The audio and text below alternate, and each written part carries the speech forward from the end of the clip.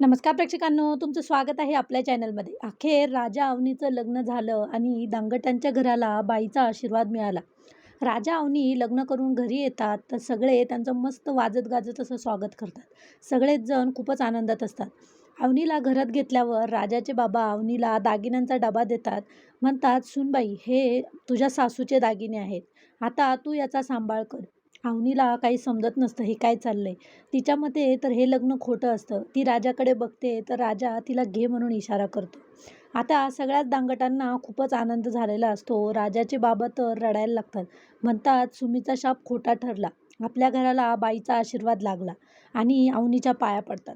अवनीला आता खूपच अवघडल्यासारखं होतं. बाबा तिच्या पाया पडतात हे बघून ती मागे सरकते.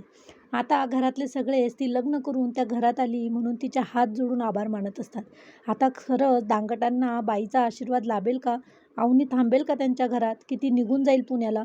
हे खरंच बघण्यासारखं असेल. तर असेच व्हिडिओ बघण्यासाठी प्लीज आपल्या व्हिडिओला लाईक करा आणि चॅनलला सबस्क्राईब करा.